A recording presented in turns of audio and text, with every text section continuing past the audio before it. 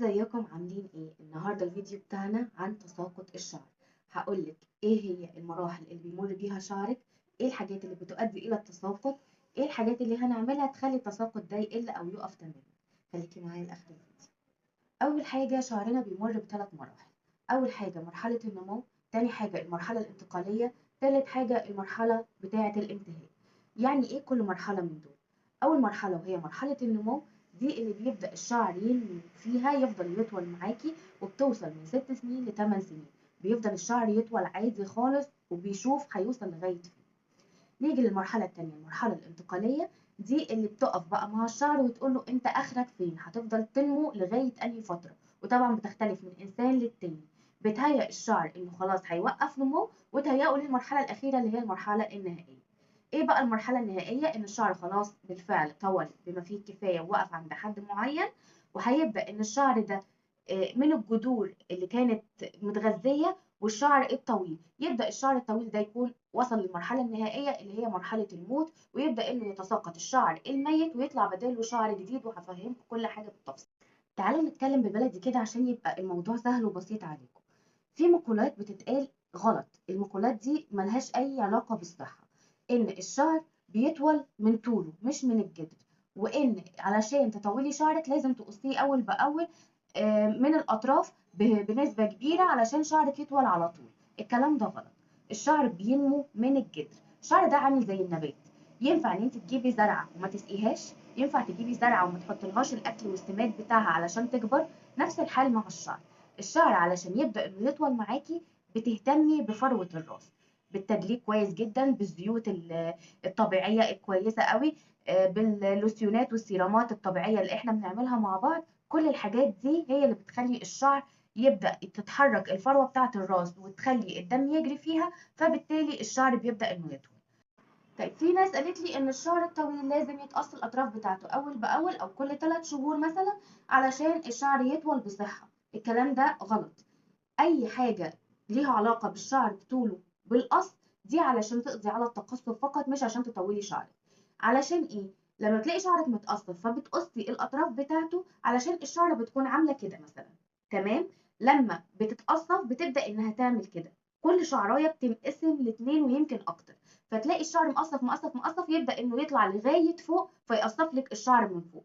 فعشان نتجنب ده بنروح قاصين الاطراف المقصفه دي على طول عشان ما تطلعش لفوق فتلاقي شعرك شكله صحي. لكن قص الشعر ملوش اي علاقه بتطويل الشعر.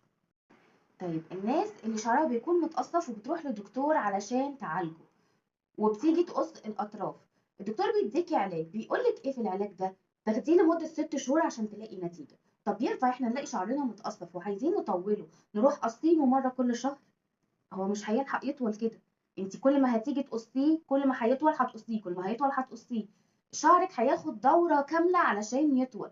فانت لازم تقصيه على الاقل مرة كل 6 شهور، لكن مش كل شهر تقصيه. اللي هيطول هيتقص، اللي هيطول هيتقص، مش هتحسي باي فرق. فكترة القص ملهاش اي لازمة، بل دي هتقصر لك شعرك وهتحسسك ان شعرك عاجز ما بيطولش، لكن في الحقيقة هو بيطول لكن انت اللي بتقصيه. طيب نبدأ بقى في حوار تساقط الشعر. اول حاجه بالنسبه للفيتامينات، في 3 فيتامينات اساسيه لو جسمك ناقصهم هيؤدي على طول الى تساقط الشعر منه. مبدئيا كده الشعر بيقع تقريبا في اليوم حوالي 100 شعر. يعني لو وقع منك 100 شعره وانت بتستحمي وانت بتسرحي وانت نايمه ايا كان، فانت كده في الوضع الطبيعي. تبداي تقلقي امتى؟ لما تبقي ماشيه كده في الشقه تلاقي شعرك عمال يقع، اما تيجي بس تلمسيه كده يروح واقع منك. لو حاجه عدت بس من بعيد تلاقيه شبك فيها ووقعت، ساعتها بتعرفي ان انت في حاله خطر ولازم ان انت تتوجهي للدكتور. طيب لو انت عادي في الوضع الطبيعي ولحد 100 شعره بس هم اللي بيقعوا، ففي 3 فيتامينات لازم تحافظي عليهم كويس جدا يكونوا موجودين في جسمك ونسبتهم تكون كويسه. ال3 حاجات اللي المفروض يكون نسبتهم كويسه في جسمك هما فيتامين د والحديد والزنك. ال3 حاجات دول لازم تحافظي عليهم كويس قوي لان هما اللي بيحافظوا على عدم تساقط الشعر. لو حافظتي عليهم واخدتيهم في حاجات مفيده سواء في الاكل الطبيعي او في حبوب خارجيه من الصيدليه، فانت في الحاله دي هتحافظي على شعرك من التساقط. طيب ممكن ان احنا نعمل ايه حاجات طبيعيه عشان انا ما بحبش اخد برشام؟ احلى واهم حاجه في كل الحاجات البنجر. البنجر رهيب، وصفه سحريه بجد. تجيبي البنجر بتقطعيه، بتغسليه كويس وبتقطعيه وبتبداي ان انت تعصريه. ممكن ان انت تضيفي عليه جزر، ممكن ان انت تضيفي عليه تفاح، ممكن ان انت تضيفي عليه رمان، عايزه تحطيه لوحده تمام مفيش اي مشكله. بتحليه بالسكر اللي انت عايزاه، والافضل انه ما يكونش فيه سكر. بتعصريه كويس جدا وبتصفيه وبتشربي كوبايه كل يوم الصبح على الريق. اتفرجي على اللي هيعمله في جسمك، مليان حديد وهيغذي شعرك وهيرطب البشره بتاعتك وهيخليها في حته تانية. الى جانب المشروب الصحي اللي قلت لكم عليه، لازم تهتمي بالتغذيه كويس جدا. لازم تاكلي اكل حلو جدا، لازم تاكلي خضروات كتير، لازم تشربي ميه كتير، لازم تاكلي بروتينات. ما ينفعش ان انت تفضلي عايشه على نشويات وتقولي انا ما شعري مش كويس، انا شعري بيتساقط. ما هو لازم يتساقط، مش داخله الغذاء اللي هيخليه يفضل ماسك نفسه ويفضل كويس. فلازم تهتمي بالاكل كويس جدا. واهم حاجه كمان مع الاكل هي شرب الميه. الميه دي مفيده لكل حاجه، يعني ربنا خلقها. كل الدنيا، كل اي حاجه حيه على وجه الارض بتعيش بوجود الميه. فما ينفعش ان انت تحرمي جسمك منها. كفايه ان هي مفيده للكلى اساسا، يعني انت لو بطلتي الميه دي بتعمل حاجات وحشه قوي في الجسم. فيعني اعمليها قبل كل وجبه هشرب كوبايتين ميه، وبعد كل وجبه كوبايه واحده. قسميها كده، هتلاقي نفسك بتشربي كتير. كل ما تدخلي المطبخ اشربي. حطي ازازه جنبك عشان ما تنسيهاش. الميه مهمه جدا جدا جدا في صحه الشعر ووقف التساقط بتاعه. طيب انا اكلت كويس وشربت ميه وشربت بنجر، بس لسه النسب قليله. عملت التحاليل ولقيت ان النسب قليله. هعمل ايه في الحاله دي؟ هتتوجهي للدكتور يكتب لك على برشام زنك، برشام فيتامين د، وبرشام حديد كويسين جدا وبيناسبوكي وبيناسبوا جسمك، ويحدد لك الجرعه المناسبه ليهم. تبداي ان انت تاخديهم يوميا، وهتلاقي فرق كبير جدا في تساقط شعرك. تعالوا بقى نشوف مع بعض الحاجات الغلط اللي احنا بنعملها يوميا لشعرنا تخليه يتساقط حتى لو انتي جسمك سليم ومش ناقصه اي حاجة من الفيتامينات دي. اول حاجة، لما تيجي تغسلي شعرك، في ناس تجيب الشامبو تغسل الفروة وتغسل الشعر كله، تفضل تغسل تغسل تغسل، تطلع من الحمام تلاقي الشعراية ناشفة. الشعراية دي لما بتبقى ناشفة بتأدي انها تتكسر، مش شرط انها تقع من الجدر. ممكن من نشفان الشعر وعدم ترطيبه تلاقي ان الشعر ده بيتكسر منك فبيقع في كل حتة وتقولي انا عندي تساقط شعر، مع ان الغلط منك انتي مش من شعرك. دي اول نقطة. النقطة التانية، لما بتيجي تستحمي، تستحمي بمية سخنة جدا جدا جدا. فالميه السخنه دي بتضر فروه الشعر، بتلهبها وبتفتح المسام، فبالتالي بتروح اخده الشعرايه ووقع. تالت حاجه، ان انت بتستخدمي البلسم او حمام كريم على جذور الشعر. المفروض البلسم وحمام الكريم بيتحطوا على اطراف الشعر فقط علشان ترطيبه، لكن لما انت بتحطيه على جدر الشعر فبيخلي الجدر ده مترطب زياده عن اللزوم، بيبقى طري جدا. مع الميه السخنه اللي استحميتي بيها برده بتروح اخده الشعرايه ووقع. اذا احنا لما نيجي نستحمى شعرنا بميه فتره، بنغسل الجذور فقط بالشامبو. البلسم او حمام الكريم بيستخدموا لاطراف الشعر فقط وليس للجذور. طيب هتيجي تقولي لي انا بحب اعمل حمامات زيوت لشعري، حمامات زيوت طبيعيه علشان اغذي شعري، بس بالعكس شعري بيقع. طب اعمل ايه؟ ممكن يكون شعرك بيقع مع حمامات الزيت لان انت مش عارفه ايه هو نوع شعرك، مش عارفه ايه طبيعه مساميته.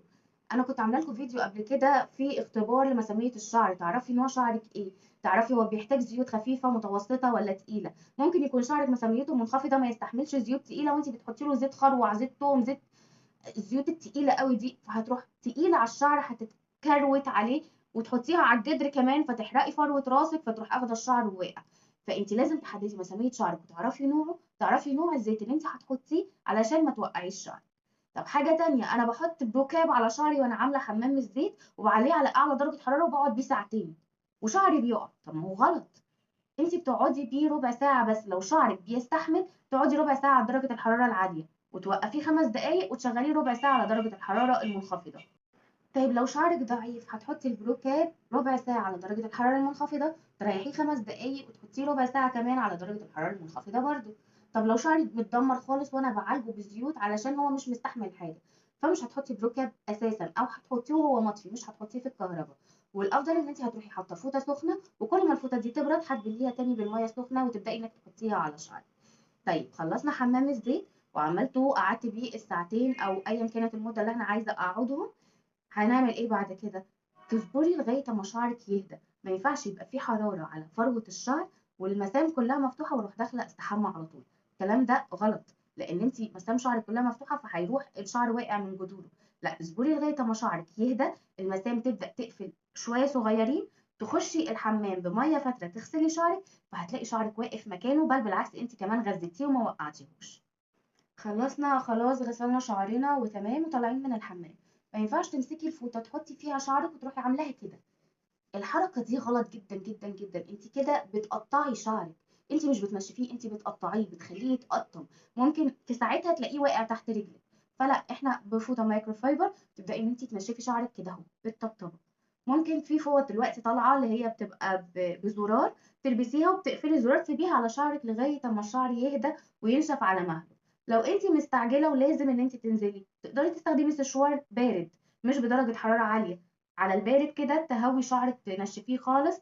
واوعي تغطي شعرك وهو مبلول، لان انت هتخلي شعرك يعمل فطريات، الفطريات هتجيب قشر، والقشر طالما موجود في فروة الراس بيخلي الشعر يتقطم من هنا فيروح واقع برضو من الجذور. طيب خلصت ونشفت شعري وتمام، ابدا بقى ان انا اعمل فيه ايه؟ اسرحه كده على طول من غير ترطيب من غير اي حاجه؟ لا طبعا. اهم حاجه ان انت تحطي له تونيك كل يوم مرتين، مره الصبح ومره بالليل. هتلاقوا تونيكات كتير قوي على القناه عندي، كل مره بعملها بحاجه مختلفه. تاخدي التونيك ده بتحطيه على جذور الشعر وتبداي ان انت تدلكي بالطريقه دي. ما تكحتيش، لا بتدلكي كده بحيث ان انت تحركي جلدة الراس نفسها. فانت هتحسي ان الدم بيجري في راسك. فاول ما تحسي ان الدم بيجري كده هتعرفي ان التدليك اللي انت بتعمليه بيجيب نتيجة. التدليك اول باول ده هو اللي هيخلي شعرك يطول، هو اللي هيخلي شعرك يبطل تساقط، لان انت بتجري الدم في فروة راسك. تخيلي انت سايبه شعرك من غير تدليك خالص، هيفضل واقف في مكانه، لا هيطول، لا هيتقل، لا هيحصل فيه اي حاجه، والشعر اللي هيقع مش هيجي مكانه. لا، احنا بندلك شعرنا علشان نطول وعلشان نتقل. طب نطول ماشي، واحنا عارفين ان التدليك بيجيب التطويل. طب بيتقل ازاي؟ علشان انت شعرك في المعتاد بيقع 100 شعره في اليوم مثلا، فاحنا عايزين 100 شعره غيرهم يطلعوا. فبطريقه التدليك دي انت هتخلي الشعر يبدا انه ينبت مره جديده ويطلع شعر جديد بدل الشعر القديم اللي بيقع. طب لو انا ما دلكتش، شعرك هيفضل زي ما هو، هيقع ال 100 شعره في اليوم، مش هيجيلك حاجه بدلهم. هتحسي ان شعرك عاجز، شعري مش بيطول، شعري مش بيتقل. فالتدليك مرتين في اليوم مهم جدا جدا جدا، على الاقل 5 دقايق في كل مره. نيجي بقى للمرحلة المهمة جدا وهي مرحلة ترطيب الشعر. تخيلي انت طالعة من الحمام، شعرك خلاص نشفتيه وسبتيه من غير ما ترطبيه، هتلاقيه عامل ازاي؟ هتلاقيه هايش. هتيجي تسرحيه هتلاقي ان الفرشة او المشط بيقف في النص، فعايزة تسلكي تسرحي بيعصلك معاكي. لكن لو انت مرطبة شعرك ترطيب كويس، هتمشي فيه المشط هتلاقيه ماشي معاكي على طول. فأهم حاجة الترطيب، وترطبي بحاجة تنفع لنوع شعرك. تشوفي تاني مسامية شعرك عاملة ازاي، هيحتاج ليف ان عامل ازاي، هتحتاجي كريم ولا زيت ولا لوسيون ولا بديل زيت. ايه اللي شعرك بيحتاجه وبيجي عليه تبدأي ان انت ترطبي بيه شعرك، وما تحطيهوش على فروة الشعر بعد الاستحمام. ترطبي شعرك كويس جدا، ده يخلي البروتينات بتاعت الشعر تتماسك، وما تخليهوش ينفش منك، وتخليه يتسرح على طول بسهولة وما يقعش. بالنسبة بقى لتسليك الشعر، في ناس أعرفهم بيسلكوا شعرهم في الحمام. الكلام ده غلط خالص، لأن الشعر بيكون في أضعف حالاته وهو مبلول. فما ينفعش إن انتي تسرحيه فرشة أو بمشط وهو مبلول، لأنك هتلاقيه بيقع بغزارة. لما تيجي تسلكي شعرك لازم يكون الشعر ناشف، والتسليك يكون من تحت لفوق. يعني أنا بمسك الشعر أهو من طوله، ببدأ إني أسرح كده، الحتة دي اتسلكت أطلع الحتة اللي فوقها، وهكذا لغاية ما أوصل لفوق. ما ينفعش تيجي من أول فوق تروحي مسرحة كده ويجي الشعر يروح واقف في النص معاكي، ما اللي تحت ده مش متسلك. هتفضلي تعملي ها ها ها عشان توصليه لغايه تحت، هتلاقيه بيقع معاكي في المشط او في الفرشه، وما حافظتيش على شعرك، بل بالعكس انت دمرتيه. فالتسريح يكون على شعر ناشف ومن تحت لفوق. نيجي بقى لفرد الشعر. فرد الشعر احلى حاجه تفرد لك شعرك هو لف الشعر دوامه او طاقيه. ارجعوا للطرق بتاعت زمان تاني. اغلب الناس دلوقتي واغلب البنات بقت بتستسهل تروح تعمل بروتين وكيراتين، ودول اخطر حاجات تحطيها على شعرك. انت بدل ما بتفرديه شويه وتبقي فرحانه بيه، هتلاقيه بيقع معاكي. وعن تجربه شخصيه كنت قايله لكم قبل كده ان انا كنت عامله كافيار، كانت قايله ان هو ماده معالجه مش ماده فرد فقط، وكان في مكان كبير جدا وكان غالي جدا، وشعري بعدها راح في داهيه، وقع كله بقى متقصف بعد ما كان شعري طويل وجميل، وكنت حاطه لكم صور قبل وبعد. بقى لغايه هنا، ويا ريته كله طول واحد، ده بقى عامل سبعات تمانيات وكان زي الزفت. لو ما كنتش اهتميت بيه وعملت كل الحاجات اللي انا بقولها لكم دلوقتي دي، شعري الحمد لله ما كانش هيرجع ابدا لطبيعته ولا للي انا وصلت له دلوقتي. بسم الله ما شاء الله تبارك الله، شعري بقى في مكان تاني بعد الحاجات الخطوات اللي انا بقولها لكم. لو ما كنتش وقفت الكافيار ساعتها وابتديت ان انا اهتم بشعري والجا لكل المكونات الطبيعيه، ما كنتش هوصل للخبره اللي انا وصلت لها دلوقتي دي، واني بقول لكم الكلام ده في الفيديوهات.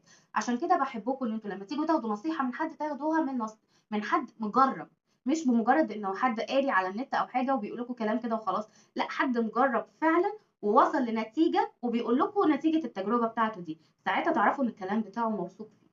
فنرجع تاني لفرد الشعر. لفوا شعركم دوامة، لفوه طاقية، لفوه على الرولات اللي بتكون سفنج دي. رول سفنج كده لو عايزاه شعرك يكون كيرلي طبيعي. بلاش تلجأوا على طول للحاجات الحرارية، السشوار والبيبيليس والحاجات الكيميائية، البروتين والكيراتين والقرف اللي احنا كنا بنعمله ده. ابعدوا عنه تماما. لو عايزة تحافظي على شعرك ارجعي للحاجات بتاعت زمان. اعتبري ان كل الحاجات الحديثة دي ما طلعتش، مفيش حاجة موجودة غير لف الشعر زي ايام زمان. يبقى كده بالمختصر المفيد في آخر الفيديو يلا نقول كام نقطة اللي اتفقنا عليهم علشان الشعر ما يقعش. أول حاجة إن الشعر بيمر ب3 مراحل: مرحلة النمو، المرحلة الانتقالية، والمرحلة النهائية. لازم تسيبي لشعرك فترة كويسة مناسبة علشان تلاقي فيه نتيجة. ما ينفعش إن انتي تقصي شعرك أول بأول لأنه مش هيطول معاكي، اللي هيطوله هتلاقي إن انتي قصيتيه. لما تيجي تستحمي، قبل ما تستحمي بحمام الزيت لازم تعرفي نوع شعرك كويس جدا علشان ما تحطيلهوش زيت ممكن انه يضره بدل ما ينفعه. ولما تيجي تستخدمي الحراره بتاعه البروكال، لو شعرك مش مستحمل ما تستخدميهاش، او استخدمي على الدرجه القليله مش الدرجه العاليه. خلصتي البروكال بتاعك وحمام الزيت، سيبي شعرك يهدى خالص لغايه اما المسام بتاعته تتقفل شويه، وبعدين تدخلي تستحمي. الحمى بميه فتره، الشامبو على الجذور، البلسم وحمام الكريم على اطراف الشعر.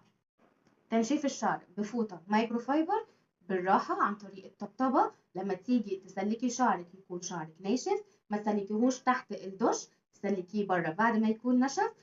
تستخدمي الفوطه المايكرو فايبر لغايه ما تنشفه تماما. لو مستعجله تستخدمي سشوار بارد. بعد ما تخلصي هترطبي شعرك كويس جدا بالحاجه المناسبه لشعرك. تبداي انك تسلكي شعرك من تحت لفوق ومش العكس.